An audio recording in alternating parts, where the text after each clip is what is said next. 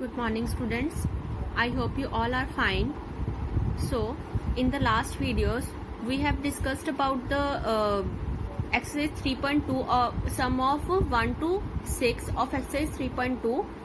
So, now we will discuss about chapter 3, exercise 3.2 with starting with the question 7. So, arrange the following rational numbers in ascending order. तो हमने इन जो हमें rational numbers given है हमने उसे ascending order में रखना है, मींस बड़े छोटे से बड़े की तरफ जाना है हमने। तो हमने क्या करना है, पहले इनको रीअरेंज करना है। रीअरेंज मींस कि जो डिनोमिनेटर में माइनस लगा हुआ है उसे न्यूमिनेटर में शिफ्ट करना है एंड जो मिक्स्ड फ्रैक्शन है उसे इम्प्रॉपर फ्रैक्शन में चेंज करना है। तो हमने कर लिया। ये रीअरेंजमेंट करने के बाद हमें क्या पता चलेगा बेटा कि कौन सी टर्म बड़ी है कौन सी टर्म छोटी है। तो हम जैसे हमने किया था कि ग्रेटर कौन से स्मॉलर कौन से, उसी टाइप से जैसे हमने लास्ट 6th सम किया था वैसे हमने करना है कि इसके सभी के डिनोमिनेटर सेम करने हैं। तो वो कैसे सेम होंगे कि सबका एलसीएम लेके। तो यहाँ पे मैंने एलसीएम लिया है, आपको पता चल जाएगा कि एलसीएम लेने के बाद जो हमें ये वाली टर्म्स आएगी उसको मल्टीप्लाई करना है। तो मल्टीप्लाई करने के बाद हमारा एलसीएम आया 6600।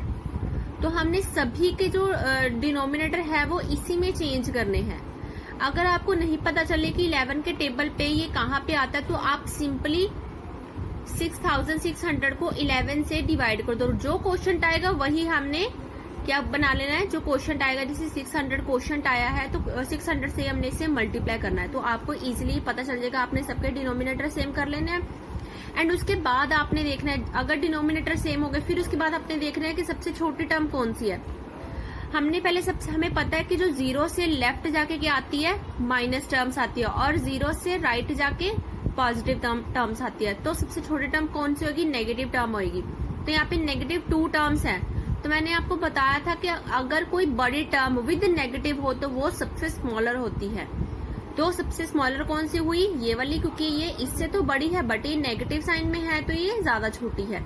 एंड हमने वही अरेंजमेंट कर ली। अब इस टर्म के रिगार्डिंग कौन सा रैशनल नंबर था तो हमने बाद में वही लिख देना एंड हमारा आंसर आ जाएगा। उसके बाद next question is arrange the following rational number in descending order. जैसे ही हमने असेंडिंग ऑर्डर किया है उसे डिनोमिनेटर को सेम करके वैसे ही हमारा जो है डिसेंडिंग ऑर्डर भी आ रहा है। इसमें डिसेंडिंग ऑर्डर में भी हमने सेम करना है कि इनके सबके एलसीएम जो है एलसीएम लेना है हमने।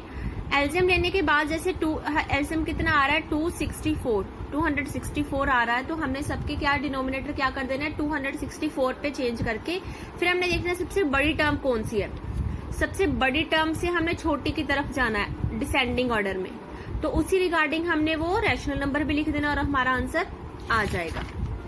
So the 9th question is find the absolute value of the following rational numbers। हमने फर्स्ट चैप्टर में एब्सोल्यूट वैल्यू की जो डेफिनेशन की थी उसमें हमने सिंपली देखा था कि एब्सोल्यूट वैल्यू निकालनी है। तो एब्सोल्यूट वैल्यू क्या होती है किसी भी टर्म की, बस उसे पॉजिटिव बनाना। मोड लगा के हमने बताया था ना कि इसमें इसका साइन कौन सा यूज होता है, मोड। तो बस हमने मोड लगाना है। तो उसके बाद हमने क्या करना है, जैसे माइनस का था उसे मोड लगा दे तो वो क्या बन गया, पॉजिटिव बन गया। एंड नेक्स्ट इज सेम, हमने पहले डिनोमिनेटर के जो माइनस नेगेटिव साइन है उसे न्यूमिनेटर में चेंज करना है एंड उसके बाद जो एब्सोल्यूट वैल्यूज की वो निकालनी है। So next question is insert 6 rational numbers between -1 and 5/8। आपको ये चीज समझनी पड़ेगी कि कोई भी दो रैशनल नंबर्स के बीच बहुत ज्यादा रैशनल नंबर्स पाए जाते हैं। अनलिमिटेड, हम कितने भी रैशनल नंबर उनमें से निकाल सकते हैं।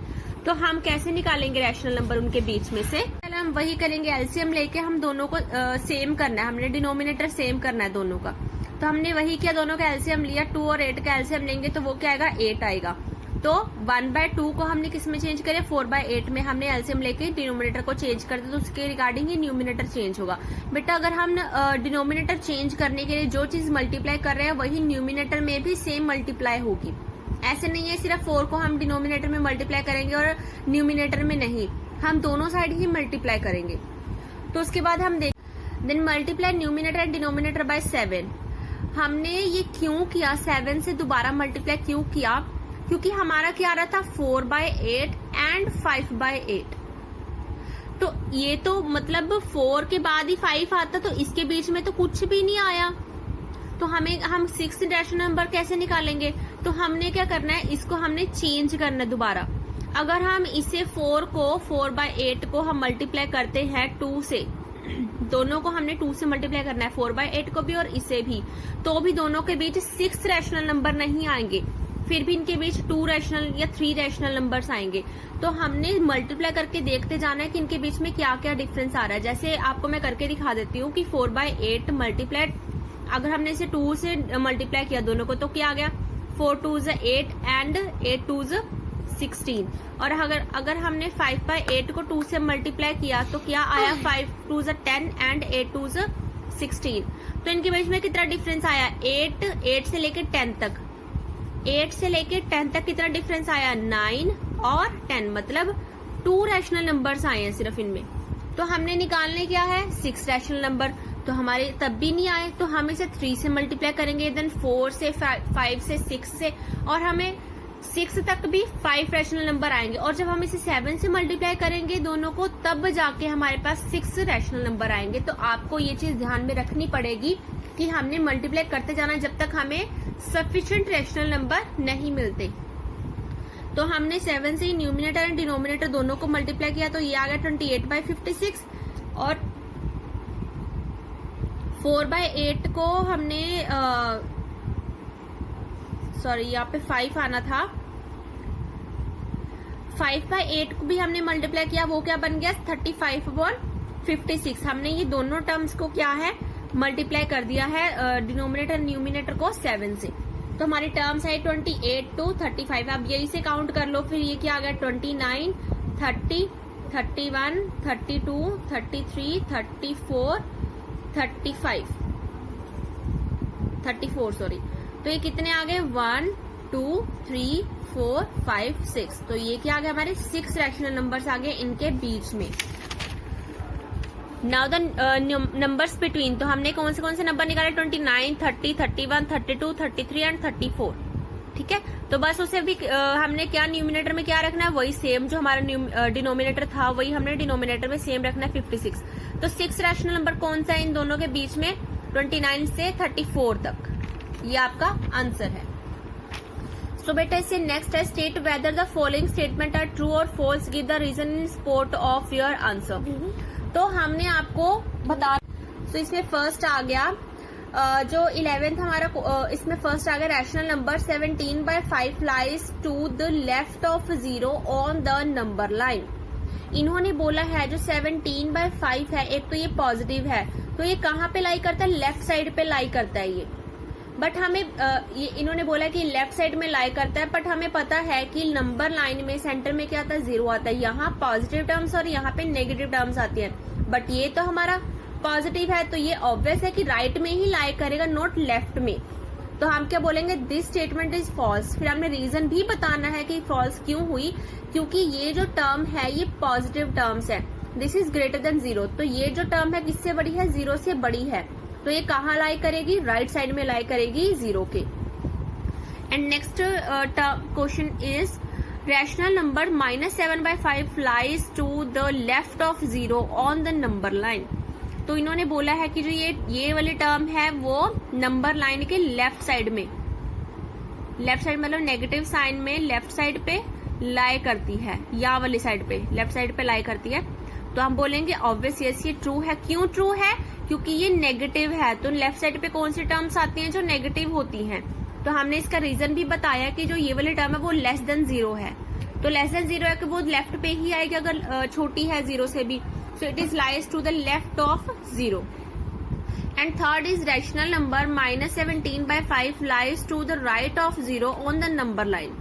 तो हमने बताना है कि जो -17/5 है ये टर्म उन्होंने बोला है कि वो राइट में लाई करती है 0 से।